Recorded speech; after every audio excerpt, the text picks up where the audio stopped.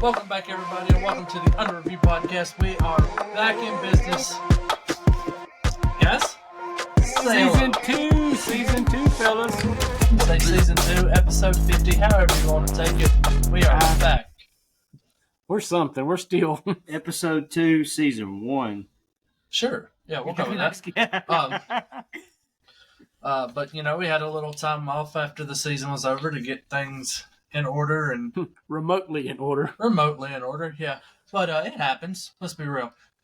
We've had some issues, family issues and personal issues we had to get through. So we got there and we got past it. And now we're here. And we all got cool hats except Cody and his hair. Hey. You got the cool hair. Thank you. As you see on your screen, we also have a new logo.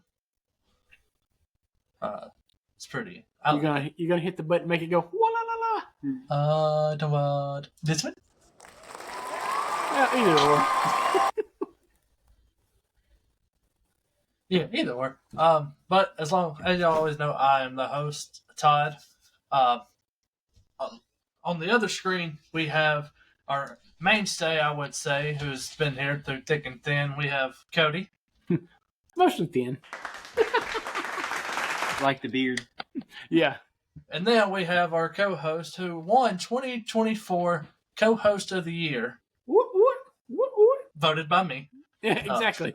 Voted by me. It is Mystery Foot Marty. I don't like you that one. Well, it's better than Twinkle Toes. So. Or not their Twinkle Toes.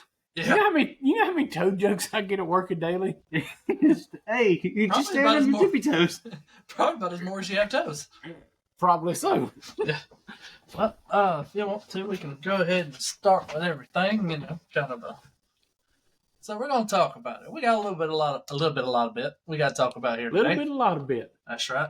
But I think our first topic, before we just super jump in, and there's technically it's a two-part topic, but this is one of the biggest things that how we're going to start into the season. I think it's really been ramped up this year is the transfer portal. Yep. We're not going to say this has a lot to do with NIL because I think that's a whole separate process. But this is going to be our first look into the transfer portal where we're going to break down the ins and outs of each team for the 16 teams that we have in the league. So just kind of where do you start at for the transfer portal? Good for football, bad for football, good for kids, bad for kids? Well, before we start, I do want to say this. We did have a whole lot more planned out for this transfer portal, but due to time constraints and my sanity, let's be real, so many people in the transfer portal. I tried to do, you know, each team, who went in, who went out, their stats, and I got to about Georgia and I about pulled my hair out. My beard That's hair, why you have a hat on. Yeah, hold on. Squeeze them off. All right. Yeah, it was very time consuming, and I noticed all the stuff you did do. It was already a ton and everything going on. But who can keep up with it? Because when the portal's open, when it's closed, during spring, how many, who's coming, who's going? It is so much, and especially that everybody's wanting part of the NIL. Who's going to pay them this, give them that? It changes on a constant basis. I mean, it's probably changed since we started this episode. Right. I will say it's good for, I'll say good for the players in a stance, but bad for a team when you're trying to build a team. Because you come in with this group of freshmen, you know, and you want to stick with them for 4 or 5 if you get redshirted years, you know. As, you know, we've all played football. People on your side of the ball, that's your brothers. You know, you want to build that connection. You want to build that bond with them to an extent. You know, you don't want to, every year it's a revolving door of, I don't know who this guy playing is left to me. I don't know who this guy is playing right to me. You know, I've been here for 3 years. He just came in. He's a senior. You know, there's not that built chemistry. But, I mean, yeah, you can build that over time through years, but it's bad in that sort of standpoint as well. Right. Cody, what do you think? Well, I think there's more bad than good. That's just my opinion. And here's the thing. The bad is going to be kind of touching on what you talked about. You know, you come in, you're a senior, you don't know who's next to you. How's this guy going to play? And especially being a lineman, can I combo with this guy? Right. do you know what his first step is going to be? His first initial attack. Who does he know when to come off, when not to come off, what reads to make? Same way with the running back. Is he going to work well with your quarterback on a handoff? Running back may not have the same technique that the back before had, with the way he takes the handoff, and so it could cause a lot of fumbles. He's going to work with your line. Is your line going to hit the right opening point for him to get through? How fast is your running back? Yeah. How fast is he going to hit that hole? And how fast your linemen know how to get to where they need to, I was going to say, where's your cutback lane? Yeah. All those things. The biggest two thing is, with all that being said, is both of y'all did say the style type of teams are not going to stick. Like the Saban style team from him always having 3 and 4 year players starters and having that because even like what's the Hardy kid that just transferred into Auburn? Jay He's Hardy. a senior. Yeah, a senior there. He's got really good for 3 years with this other team, and now he comes into a unproven offense or a relatively new offense or defensive side of Auburn, which is still very young, and he's only got 1 year to help him get to where he needs to go. So there's so much. I do think, Cody, too, there is a lot of more bad than good. I think if they want to do it, it should be a little more mandated. Maybe 2 transfers, one being a medical transfer, and you can only transfer after maybe 2 or 3 seasons at one school, and I do see your point, Todd, too, how it can help with, like, saying you having a backup quarterback like you had the Alabama situation with Tua, Jalen, and all them guys all on one team, a stacked program. Now, let's go back a few years here. So the transfer portal was initial for, like, some of these guys that were trying to start a career in football and, make it to where your grades are not that great. You go to a JUCO college, you play 1 or 2 seasons at JUCO, and then you transfer out and go to a D1 school and play ball.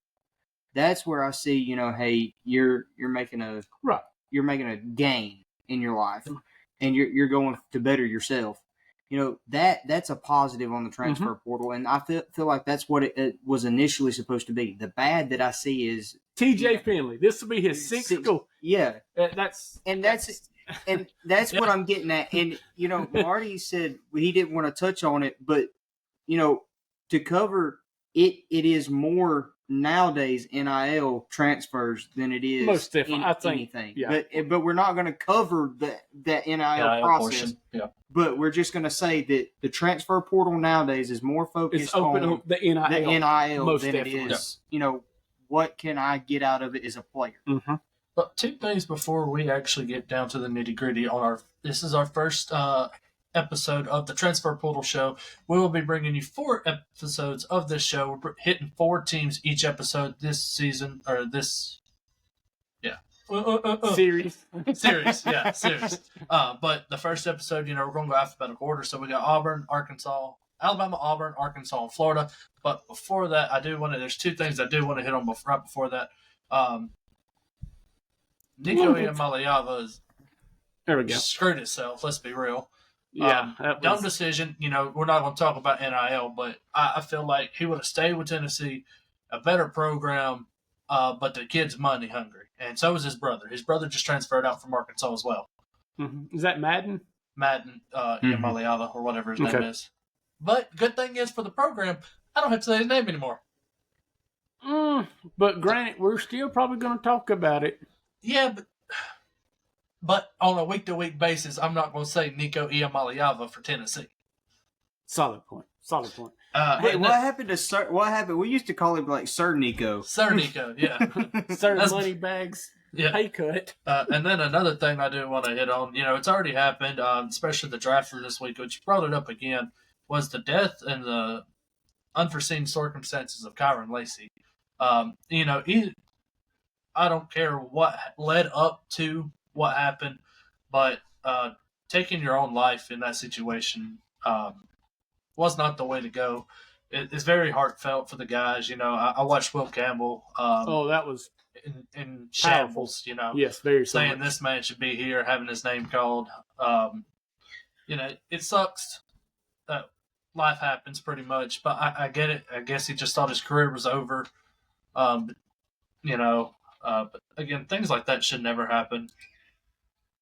But it will, because some people don't think there's another way out.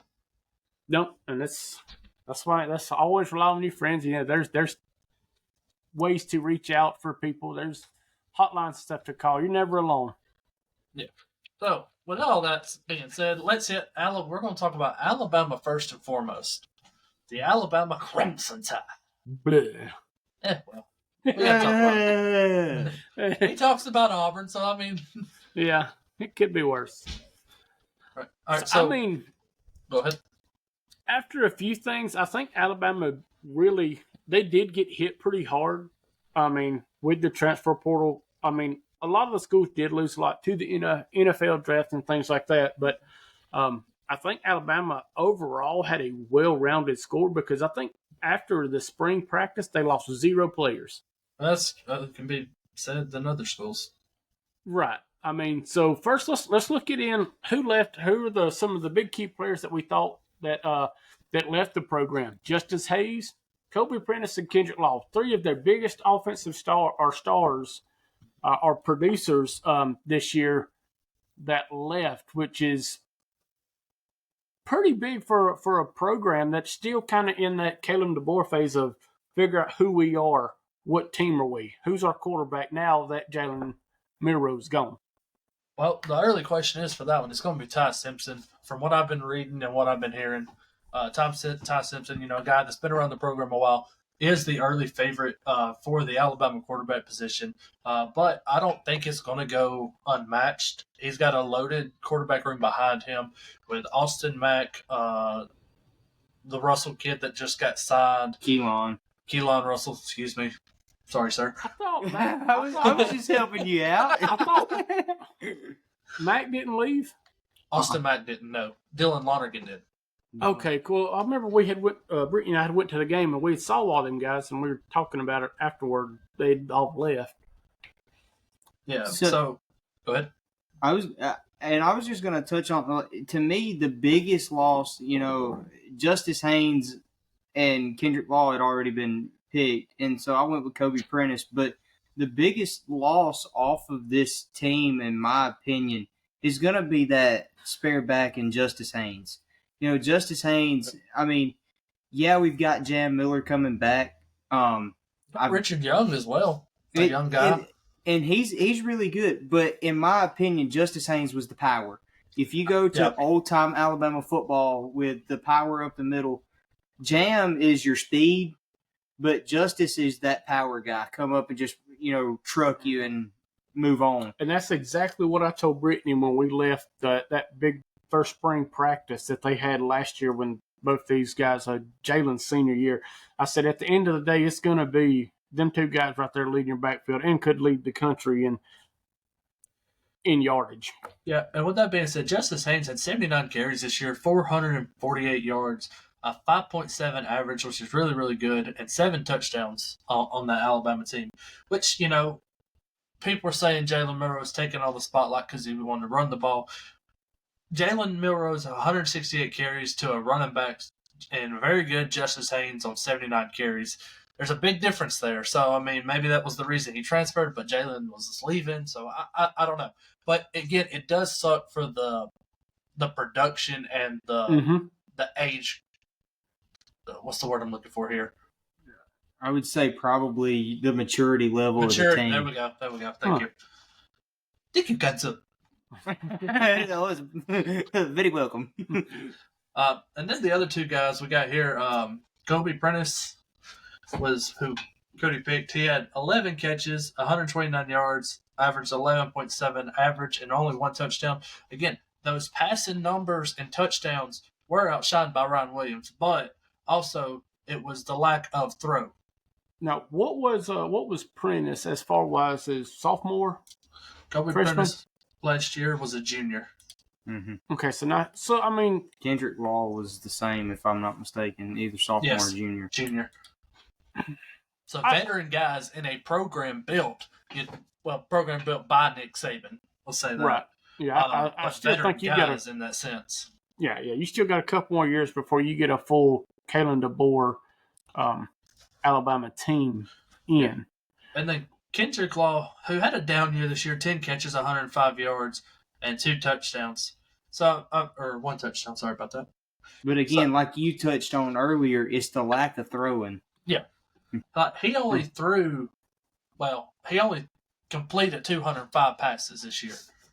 So, I mean, for a thrower, like, maybe say like a Jackson Dart or somebody, they probably missed maybe a total of 205 all year. Yeah, but then still, you're still throwing to what's the big tight end? Not Hernandez, 81. You talking about Robbie Oots? No, not Oots. But I mean, you're still throwing to Ryan Williams. I mean, you're still making the big plays. But I think these two guys can go somewhere else and make a good impact on the team. So yes, it's going to hurt Alabama, I think, initially. But with people they've got coming in, not some that we told them, but there's more. And I think they're going to have to rely a lot on the coaching staff this year in that receiving core and the quarterback coach to get them all on the same page. Well, who they got coming in? The two that we picked, I think both Cody and I picked Kelby Collins from Florida.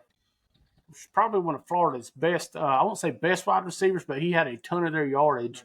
If I'm not mistaken, I think he's the edge. Yeah, he's the edge from Gardendale. Yeah, he's the edge from Gardendale, Alabama. Okay, number 11. That's okay. Yeah. Oh, yeah, I went old school with that Charlotte on that. Yeah, you like that? And then, is it Nikhil Hillgreen? Is that the guy you picked? Nikai? Well, yeah. Or Nickel. All right, Aaron. Yeah, exactly. Go see O'Shea Kennedy. But for Kobe last year, he had a down year for Florida. He had 6 total tackles, one solo sack. And that was it. His production went down a whole lot from his freshman year where he had 23 total tackles and 6 sacks. So he's looking to come home down to Tuscaloosa, looking for a good change of scenery here. So maybe he can be another good asset as Alabama are losing Jaheed Campbell, some of the linebackers, a lot of edge potential. So having this, I think it'd be a junior coming in, could be pretty big for Alabama. Yeah. Losing Malachi Moore and just a few of them key pieces. I mean, there's going to be some spots there, but I think it's going to be spots to where somebody's going to have to step up and be a leader. They're going to have to. And as all the flack that Malachi Moore got from his actions and stuff like that, he still was one of their senior team leaders. He was that. So somebody's going to have to step up this year, and whether it's this Green kid coming in, or somebody else, but there are spots there for that leadership that's going to have to step up early.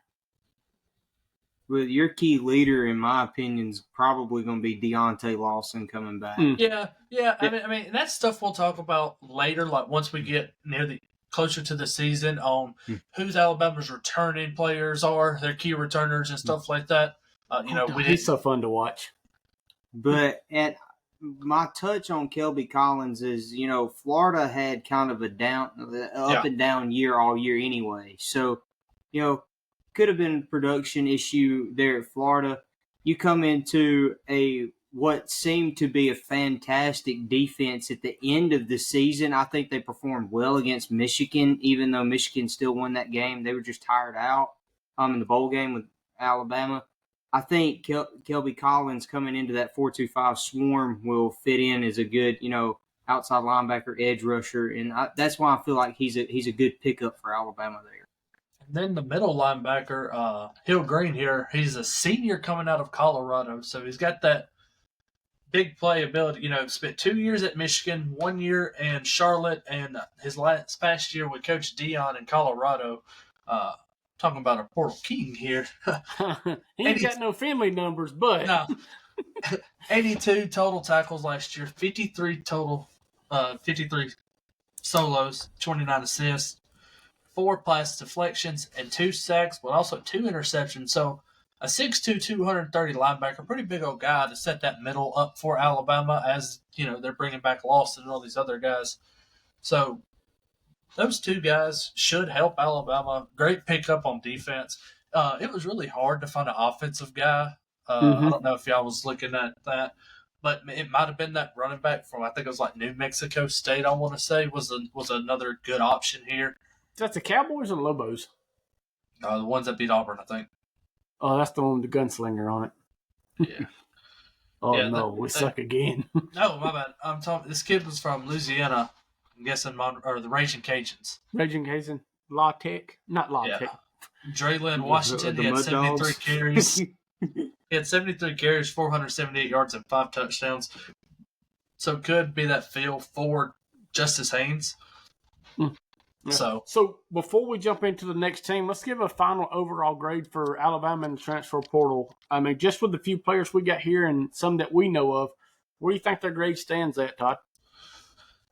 Now, it's kind of hard.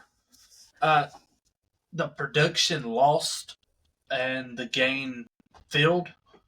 I'd have them right at about a B-, because it was not a lot of no high-end players, no players that would jump off the charts, especially if, like, you look at the numbers. Like, yeah, they're good, but... Are they game-changing good? Right. They're good in the American Conference, or they're good in the Conference USA. They're not really, like, Power 5 good, except for, Kelby Collins did have a down year this year, but he could be one of those key pieces that could turn this B- class to the end of the year to maybe A- or about an A. What you got, Cody? I mean, I would say around that, B- or just a solid B, right around in there. I agree with Todd. I mean, there's really nothing like eye-appealing to the names that's coming out. But, get through spring, get into the first week of the season, and then once we see the TV out a couple times and then see what they can do, then we'll know if our decision on grade was right. Right, and I think the same as well. I just think so much production loss, especially the age and the wide receivers. Like, yeah, you're bringing back Ryan Williams, and yeah, you still got 1 more year of Jeremy Bernard, and then you lose both your tight ends to the draft, and then you lose about 3 or 4 wide receivers, and then they hardly go out and they pick up a couple guys, but nothing like that. We're saying that's catching your eye, like somebody that's putting up 9-10 touchdowns a year. The coming in class for Alabama, I think, is maybe a C-, but the going out class is a whole lot better. They're definitely a A- or so with the guys that left Alabama, not including draft people. Right. And I said, we're just strictly on the transfer portal, not the draft. Like I said, that comes at a later show when we get ready for the season. Let's talk about them Who Pigs over here. Ooh, and Sam Pittman. So, just real quick, I mean, hot seat still, you think? I got about 4. I was thinking about this at work today. I said, I got about 4 or 5 coaches I got on the hot seat right now. And as we know, no coach from the SEC last year got fired, which, that was a big... I mean, you would have bet millions of dollars on that. I would have bet... I had a bet a shiny nickel on it. But I got about 4 or 5 this year that I'd put on the list, and I say my top 3 still would be Billy Napier, and then Stoops, and then Hugh Freeze. Yeah, I like them. I think his is turned down a little bit, Pittman. Oh, yeah. That's why he's about 4 on my list. Yeah, Freeze I think his is turned up, and whether we talked at the end of the season about Napier, I think he didn't turn his burner off. Yeah, he just a simmer. Yeah, I think he's on like a 1 or 2 simmer just to keep it up. Now, my thing with Freeze is I know he's had a few years already, but here's the problem. Auburn has got to give him more time. He has not been able to bring his full own class Most in definitely. 4 years. Potato Head set us back 5 years, so did you see where he got that job? Where did he get that job at? USC? He got the job at Cal, and all 5 running backs left. Yes. And they only have 1 running back, and he's a true freshman. Oh, that's hilarious. I seen that. I think you or somebody sent it to me, and I did. So, I hated to get off on that, but I just wanted to say, I mean, as a diehard Alabama fan, but somebody being neutral here, like, Auburn board has got to give him more time. I agree, though. I think they will, though. I think with the program on up, but I think that Potato Head, I don't think he got a raw deal. I think he put himself in that raw because some of the other stuff I heard through some of the boosters that he didn't recruit or anything like that. But I think he embraces more of the Auburn culture than somebody from like a West Coast would. Right. And I think it's a whole different coaching style. Before we jump super off topic. Yep, that's what I was about to say. Like when we get through with Arkansas and get to some of the players that's left. So before we jump into Arkansas, there's one or two players that's on this list that's come up twice. Even they left a team, and it's going to be what's that old saying? One man's trash, another man's treasure. Mm-hmm. And I think that's going to work here. So at first, we're going to look at people leaving. And yes, Todd, before you look at it, I already spelled his name wrong, but it's too late to correct it. It's all right.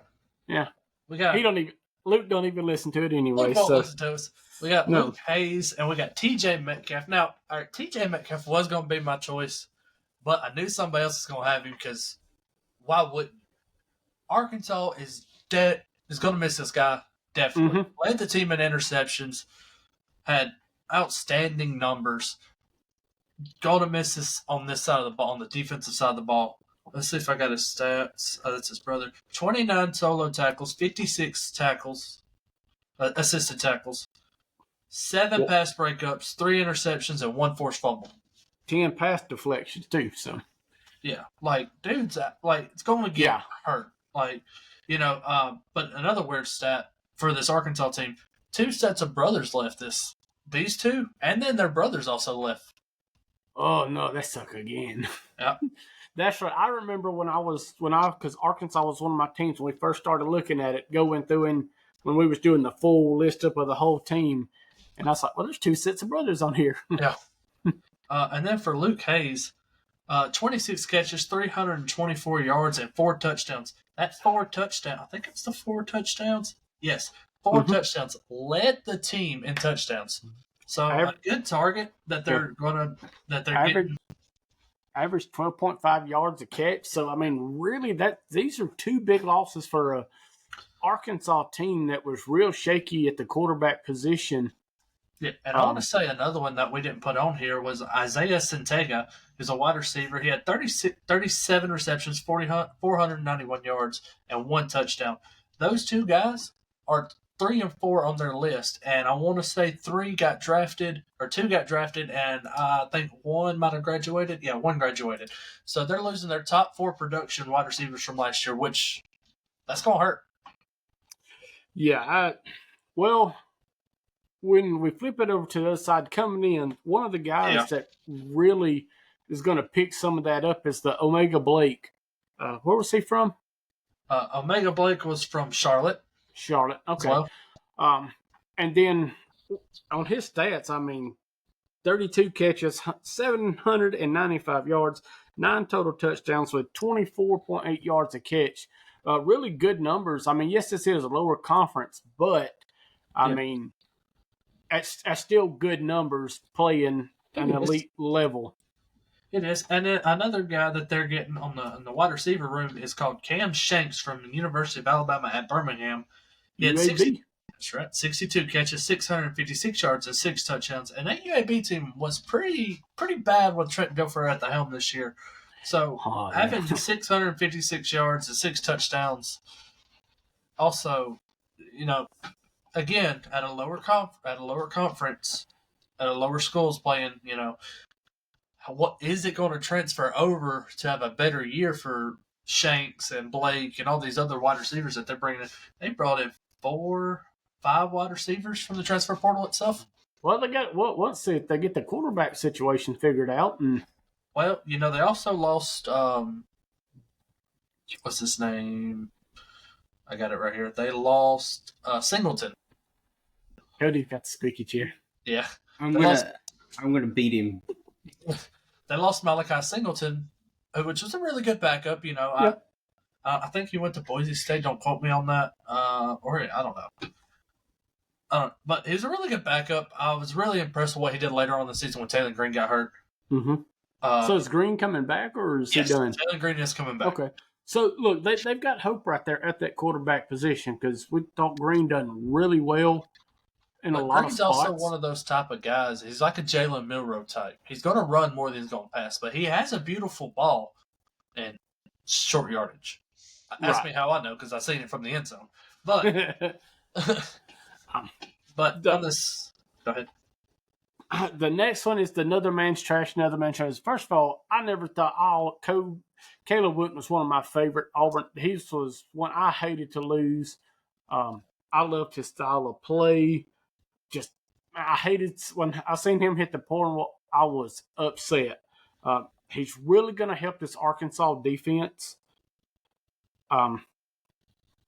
Is he freshman? I know he's not a freshman. He's not a freshman. His brother is. He's a junior, so he'll be a senior. Okay, so that senior leadership that he's had, I think, really gonna help this Arkansas backfield, who did struggle at times last year. They get more help there. I hate, because we're gonna talk about it again when we come to Auburn. I hate losing that. But if you look at his Auburn stats this year, 12 solo tackles, and then 17 assisted tackles, 1 pass deflection, 1 interception. So not that much. Numbers wise, but it's not about the numbers with Caleb Wooten. Wooten or Wooten? Wooten. Ooh, I hear Wooten. Our favorite little fan. With Caleb Wooten, it's not about the numbers. It's more about the style of play and how he plays every play. Even if the ball gets thrown to him, if it's on ball, it doesn't matter. Caleb Wooten was going to be your player 100% of the time. Yeah. You wanted that lockdown defender type. Yeah. If he got thrown to him, he's going to make the tackle, break it down, catch it, whatever. Really a player's player. Really good team leader through the years at Auburn. Yeah, so that does hurt Auburn for losing him, but like you said, another man's trash is another man's treasure. So Caleb, if you are listening, you wasn't trash friends. We still love you. Yeah. So as we go down to the Auburn Tigers. Oh. Auburn, they had a lot of transfers, so let's be real. So jump back to Arkansas real quick. So what's the final grade? Cody didn't get too much on the Arkansas here. But where does our grade stand with Arkansas? I would say probably give them C+. So that's where I was going, C+, because the amount of stuff that they lost, Singleton, Dubion, Santega, James, Dozier, a lot of guys, over 20 guys that they lost. And the production that these guys that they lost brought into this team. And then the guys that they're bringing in, not really a lot of heavy hitters, I would say. Maybe a couple, 2 or 3. I want to see more out of Blake this year. I want to see more out of Mike Washington Jr. from New Mexico State. I want to see more out of Wooten, especially because he's an Auburn guy. But I want to see them. I want them to make us wrong in a stance, but not against Auburn. But like Vandy did last year, right? Because this team has the potential to be very good on the back end. A lot of guys with a lot of experience coming in. But I say as of right now, on April 28th, 29th, or whatever it is, I say a C+. I said I'm right there. I can't plus or minus, so they'll just get a regular C. Like I said, they did lose a lot. I mean, didn't gain that much, but got a few players that can, I won't say make a full turnaround, but this is where you need Roll Tide Willie. He can grade people for you. 12, 11, 7, pineapple, -3.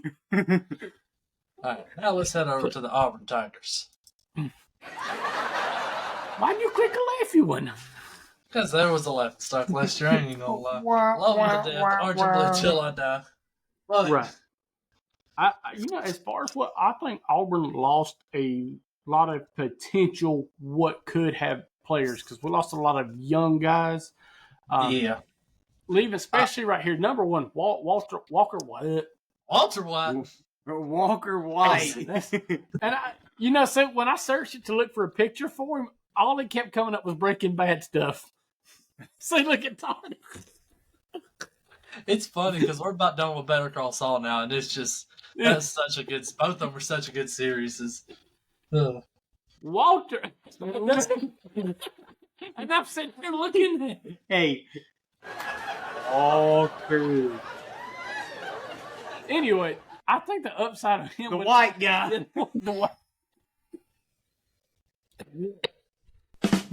for losing him, the potential what could have been here, especially him too, as Hank Brown left also. And then again, we just really talked really highly of Caleb Wooten, what he brought to Auburn's defense, who was super young last year, had a lot of good players. Key. Huh? Keontae Key. Not Keontae Key. Starts with an M. He's 0 now. He just got arrested. Kalen Lee. Yeah, Kalen Lee. See, I was getting all the letters Where's in the there. M? It's been a long day for him. Okay. But no, Keontae Scott was a... Whoa. Someone broke a tackle. What broke a tackle? I was on the ESPN app, pulling up stats, and it just automatically went to playing a video from last year's stats with Auburn. Good job, stay of the year. Yeah. So I really think Auburn lost way more than they gained. We did get a few good players. I think they're still coming in. Like we said, the J guy, Hardy. Yeah, Jay Hardy. A few linemen and stuff here and there, but I think we'll be able to recover here.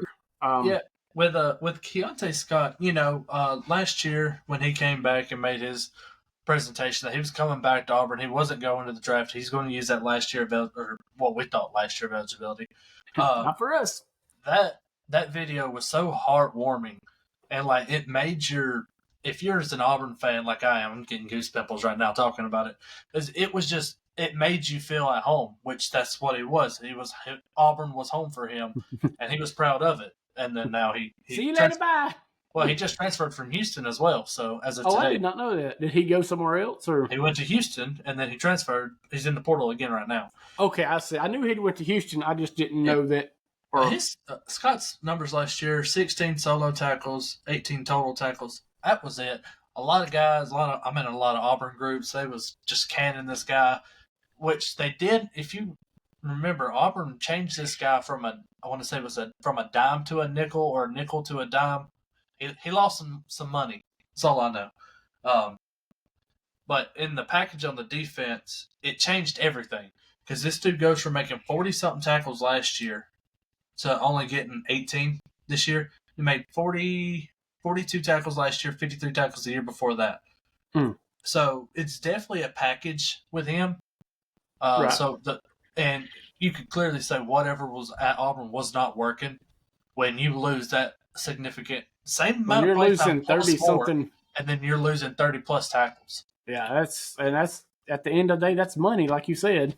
And the way I look at it is, it goes back to, similar to Deontay Lawson. So they move him from the edge rush to a linebacker. If you change that position, especially somebody like him that may not be comfortable with that position going into the season, your performance is going to be a little bit low. Yeah. Because you want to do a good job, but you are afraid of messing up, and then you end up missing a read or something like that on the outside, and things happen. Yep. And again with the Walker White. Yeah, Walker White. I think the upside to that is what could have been him again with the Hank Brown situation, all that. Now we're going to see him next year from Baylor, week 1, maybe.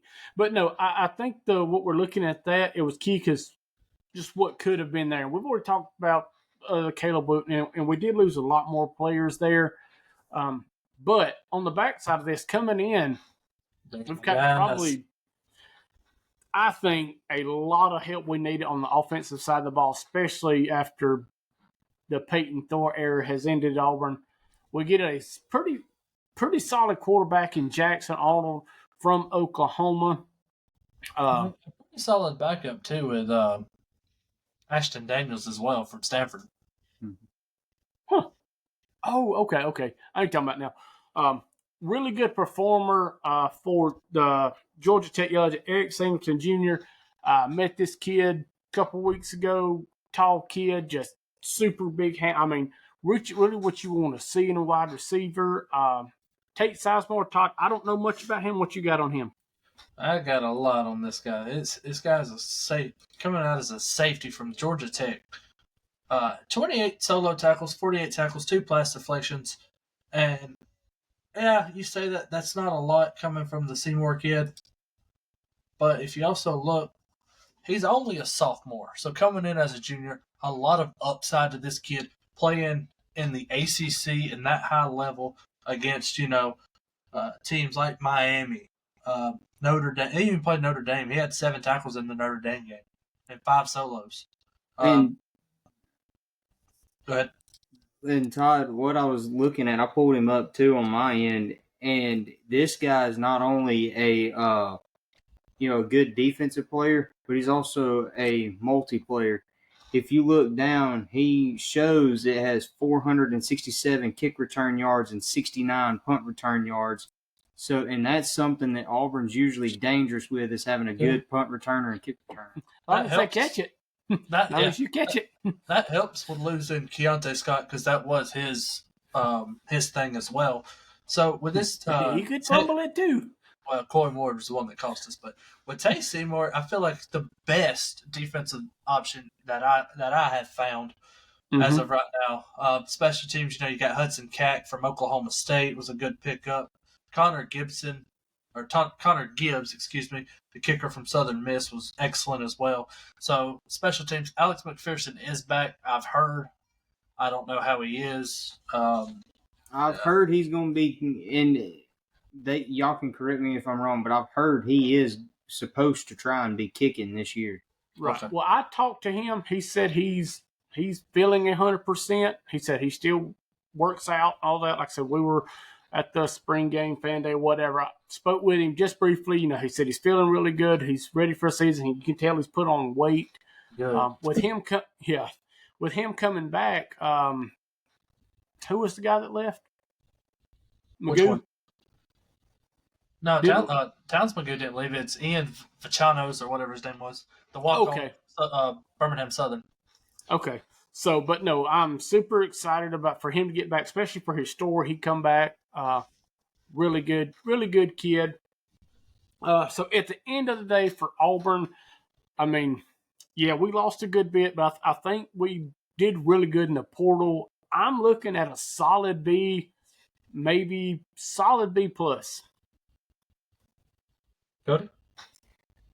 This is going to be weird coming from me, but I'm going to like this answer. I'm going to give it an A minus.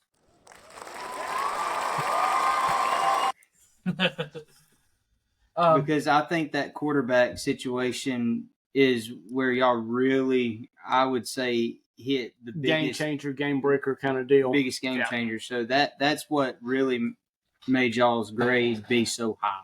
With the amount of people that he had, he was throwing to 5, 6, 7 string guys last year.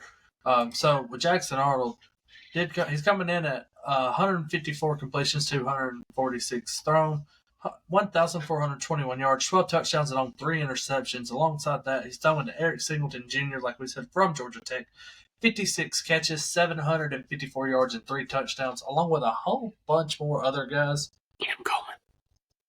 Well, I'm talking about just like coming in. A lot of guys on the defense. Chris Murray from SMU, so I can go on and on. But Auburn's looking to reload. Lost a lot of not developed players, besides 1 or 2, I want to say. A lot of young guys, so a lot of talent could have. But I think what they brought in, call me crazy, dead A. Even ESPN has them ranked top 10 on the best portals. So we're all looking at about the same. Yeah, I'm a little optimistic with it, but still. Well, it's good to be optimistic. We're Auburn fans. Well, we've been that a long time, so. You don't want to get disappointed. I'm here to disappoint you again. For the last one, we got Florida. I don't know what we got on them. So what we got? Florida was at the end of the year, I guess they left it on a high with Napier coming back. Jakeem Jackson. Let's see.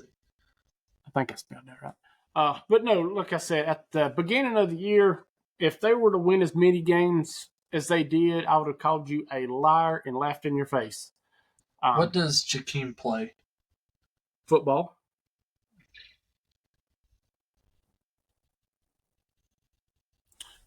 Position? That's a Cody problem. But no, also is just for leaving, the Kelby Collins that transferred to Alabama was from Florida. Yeah, we've already talked about him. Right, we did, but I'm trying to pass time. So defensive back. I'm not seeing any stats on him. 4 total tackles, 2 solos, and 2 assists, and 1 pass deflection. Oh, they're not going to miss much there, huh? But the big guy that they're losing right here is TJ Searcy, the edge rusher who had 20 solo tackles, 34 total tackles, 3 sacks, and then 2 forced fumbles on the edge for them. Yeah. And he's only a sophomore. Woo. So, I mean, his numbers only got better from his freshman year, more playing time. So this TJ Searcy kid, I don't even know where he went, but it's going to be a great pickup for any school that gets him. Big miss out for Florida for not keeping him around. Yeah, let's go to that. 6'5", 262. 262 from Georgia. So, yeah, that's a big kid, and not a lot of bright spots, especially for Florida. I mean, yeah, they kicked out a few wins at the end, but when you got a guy like this leaving out, I mean, it's going to be missed. Tell you that. Well, yeah, I mean, anytime that you're trying to fight for your life and keep your decent players, and then the transfer portal comes along and you get it in a Watusi. This guy right here, Michael Caraway Jr., he's coming in as a senior from Southern Miss Golden Eagles. He's a 6'2", 195-pound cornerback. He had 37 tackles last year, 13 assists, 1 fumble recovery, and 1 pass deflection. So not a lot of big numbers, but I think he's got the agility to keep up with some of these receivers inside the SEC. Looking for a breakout year out of Michael Caraway Jr. here. Yeah, so who's Florida's quarterback? What do you mean? Who's Florida's quarterback? Who's that quarterback? Oh, it's still up for discussion. And it's That's Graham kind of what I was getting TJ at. Legway. Yeah, and then they brought in a guy from, I want to say Louisville or Ball State from the transfer portal. But I thought they needed more room in that quarterback coach. This kid is right here. All right, so what you got on this guy, Cody? Jamichael Sturdivant. I don't think I'm saying that right. I know he's not watching either. But anyway, like his stats, he had 22 receptions, 315 yards, averaged 14.3 and 2 touchdowns. Played for UCLA Bruins wide receiver. I mean, in my opinion, and in this, again, we've said this 100 times on this show in season 1. This is our opinions. Yeah, we'll get a shirt that says our opinions. But my opinion only is Florida hasn't brought in anything that is really attention grabbing. And they only brought in 5 players. If I'm correct, from last time I've seen it, it was 5 players. It's too hot to play in Florida. Okay, so I'm just saying, transfer portal wise, if you're looking as a player, let's say you're a 4-star player, what attracts you to Florida? I mean, as far as the beach, the Everglades, beach babes and beer can only get you so far. Especially as their coaching situation's kind of up. I mean, it's not a very attractive place to go. And God knows nobody wants to go to Florida State right now. And it's a joke, but seriously, Florida right now reminds me of the Mud Dogs from The Waterboy. I mean, seriously, like the way the team plays, just looking at them on the sidelines, like they have a don't care attitude. Did you watch the Kentucky game? Oh yeah. I mean, it's bad. But then you have the end of the season where they started to play a little bit better, and then you're like, well, wait a minute. They went to the Lemon Bowl. Maybe we do care. Did Bobby Boucher start performing on the team? Did we get a Bobby Boucher or something? That's the thing. Like, what is Florida? Florida hasn't established themselves. No. They're still in limbo. I think this year, especially after coming last year, it's a limbo year, especially with the questions at quarterback. Your transfer portal really didn't pick up where you wanted it to. I mean, probably the best go in Florida right now is maybe UCF, possibly Miami. Well, now Cam Ward's gone. So yeah, Gus has gone out of UCF. When did I thought he left. Yeah, I think he did. Hey, why don't you click buttons and see? But I'm going to go ahead and give this while I'm clicking buttons. My grade for Florida is an F. Yeah, I agree. I was going D-, but if we're going to be on the F train, I might as well get on that.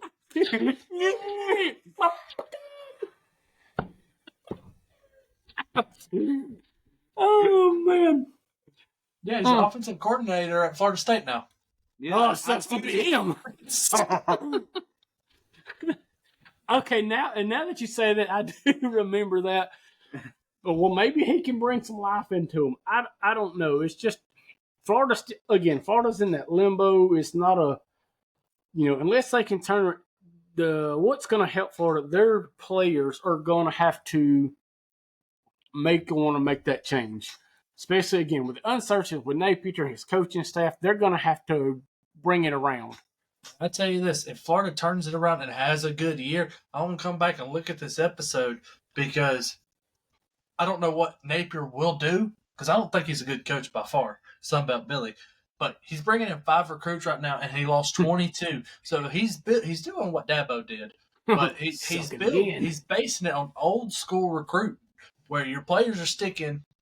And you're not buying in from the people coming in. Right. You're going to have to. You're building what you got.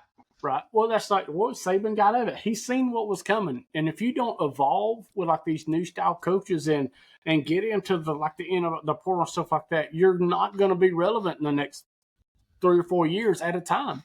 There's no more dynasty. I believe dynasties are gone now. And I honestly don't totally disagree with that, but in my opinion, your dynasties are fixing to move from the SEC to your Big Ten. And the reason being is because I know that look, but like the reason I say that is because they're going to be the ones. They're going to be the ones to fork out the money in that transfer portal, and that's the way it's going to go. But don't underestimate the boosters in the South. I mean, Texas has got more money. Not Texas, but the state of Texas. Well, what I was going to say is you have 3-4 years running of that, then the SEC is probably going to pick up on it and be like, oh. I think there's not going to be I think the days of people winning back-to-back and three-peats are done, which hadn't been done but a handful of times. LSU and in Alabama and stuff like that, Georgia. Yeah, before we get off on that topic. That was our first edition of our transfer series. But glad to be back. It's been 2 months since we've most definitely been here. So as of right now, we are in the off season. There should be another slide here which would say the brought logo to you in part by Chuck's Heating and Air. Well, that too. But the logo challenge, I'm working on a bracket. I've got it to where all you have to do is the link will be in the bio. All you got to do is go to the bio and you click. But I'm not done with it yet, so hopefully by next Thursday when that one airs, I might have it by then. But we're only doing 1 episode per week right now as we slowly get back into the thick of things and get our shaking all the cobwebs out of our brains. So, thank you guys for watching. Welcome back. Season 2, apparently. That's whatever you want to call it. But we're glad you're here because we love you over here at the Unreviewed Podcast. God loves you at the Unreviewed Podcast. And we'll see you next time. Oh, copyright. Yeah.